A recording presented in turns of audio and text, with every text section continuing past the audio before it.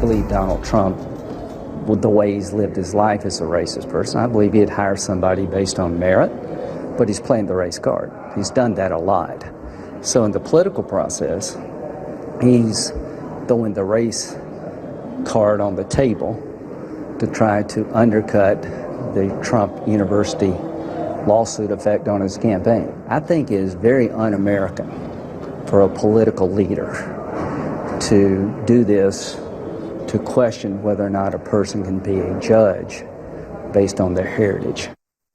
The fallout from Donald Trump's comments about an American judge, that judge's supposed but completely unproven bias against the presumptive Republican presidential nominee, and the backlash from Republicans inside the Beltway and across America continue to ripple with a wide reach that has even forced the Donald to stay off social media for a spell. But here's the rub. Much of the rancor being heard across the media is from those same career politicians Donald Trump and his followers have been railing against, calling them the problem with America and why this country, in their opinion, has been failing. So when the noted senator from South Carolina, Lindsey Graham, who has been mocked by Trump since days of the debates, accuses the presumptive nominee of conning Republicans and playing a race card, will it add to the impact of Trump making a stink about the Trump University case and the judge in question, or will it fall like ballot slips to the floor of polling places in America come November, silent and without a sound, as they carry Republican hopes into a new and brighter future or an unmitigated disaster? Our guest is, ironically enough, former chairman of the South Carolina Republican Party, chairman of American Defense International in D.C., and author of the book, The New Terrorism, How to Fight It and Defeat It. Let's welcome Van Hipp into the Hardline. Pleasure to have you here, Van. Thanks good to be with you. So much for joining us. We got a lot to talk about. You picked the perfect day to be here as well. Senator Graham coming out, I guess that's the very first moment.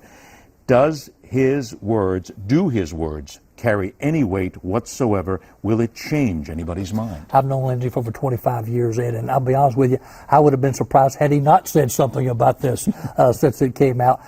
If I were Donald Trump, I would be much more concerned what Senator Tim Scott said. And there are, the way to handle this, if I were advising Donald Trump, this judge is a member of a La Raza legal society. Maybe talk about that, or why did he release secret documents in a case that's not going to be decided until after the election? If he had done that, I think people would say, yep, this is the establishment against him again, be it judicial establishment, legislative establishment, this is the establishment. They would have gotten it, story would have gone away. My concern, if I was advising Donald Trump, 2 weeks ago, 80% of Republicans felt good about the nominee. The party was coming together. He didn't need this. Why go there? Well, there's the point here, because the Trump University case speaks to a lot of people as, in essence, a minor case. It's something that almost seems like it gets under his skin, and if you dare question him on anything, he's going to come after you. But his lawyers had a chance, basically, to go after the judge in question, ask him to recuse himself, which they haven't done. This is nonsensical to use something like this when you're trying to become president. I agree 100% with you. All you're doing is giving ammunition to the other side. And look, this is the most important election of our lifetime. What Donald Trump needs to be doing is reminding people why they were for him to begin with, securing the borders of this country. The Republicans and Democrats alike, both George Bush and Barack Obama, failed the American people in securing the borders of this country. And he has connected with the forgotten Americans, the silent majority. Talk about those things.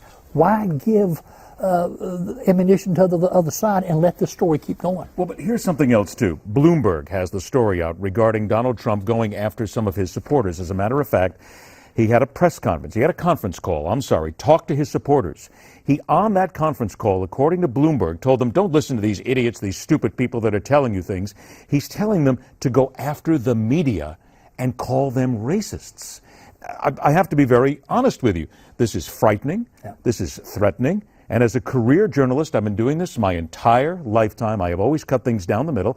I find this beneath contempt to go after the media at this point. It's not going to help him. But you and I both know you can't stop Donald Trump when he has something in mind. Isn't that the biggest fear? I think he is hard-headed. There's no question about it. But that same stubbornness is what got him here. He's authentic, and people like that. I was the moderator of a town hall, 2 of his town halls in South Carolina. And he and I were talking beforehand, and I mentioned to him, I said, Mr. Trump, focus on what got you here. Securing the borders, keeping the people safe. This is the most important election of our lifetime.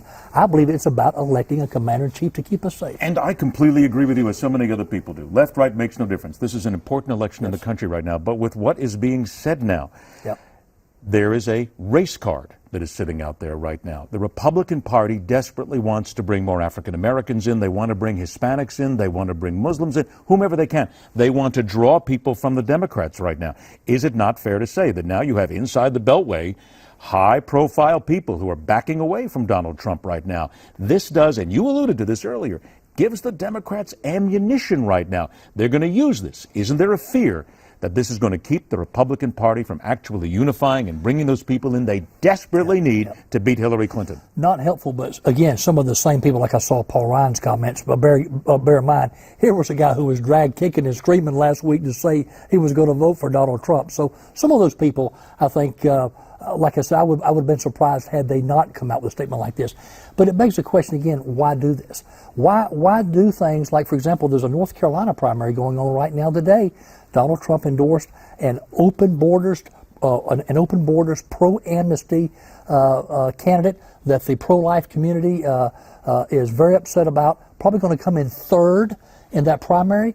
What kind of message does that send to his core constituency? Does this not, though, have to strike just a small chord of fear in Republicans right now when something like this happens, because they want to stay together, they want him to defeat Hillary Clinton, yes, but suddenly this is not about winning America. This is about a racially motivated statement against not a Mexican, an American who was born here. Let's be honest, man. There's got to be some fear among career Republicans who want to get back into the White House. No, and I've talked to a number of people the last couple of weeks who are Trump supporters, and they ask me why. Oh, why did he say this? Why is he doing it? And but there have been instances in the past when we've all questioned that, and he's been proven right again and again. That's very true. He's beaten the odds in so many ways, but this is nonsensical. But at some point, again, why go there? Okay. Why go there? I think it's not bad helping. judgment. It's not helping. I do like. They had a lot of these same problems before Paul Manafort came on, and Paul Manafort did seem to bring in a little more discipline to the campaign. And I think that's important. They need more discipline. He connected with a message that was so powerful, but now it's time to do the technology, do the get out the vote effort, stay on message. These are the have that discipline in the campaign. I don't know if you can have discipline with Donald Trump, no. but you know what?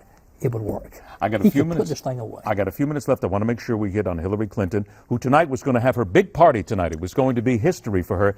Yet the Associated Press comes out with a survey looking at superdelegates. They already gave her the presumptive nominee. And as a matter of fact, I'm reading a lot of statements from people saying that Hillary's very upset. Bernie Sanders is screaming at this point. Could this have been, some people say, this was a preemptive strike to make sure that Bernie didn't move any further forward and to keep people from voting for him? No question. And go back to 2008. The situation was reversed.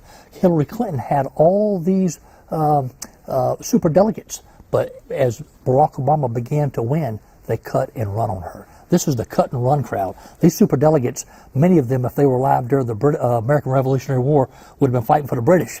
So they will cut and run on you. You don't want them in your foxhole. And Bernie knows that.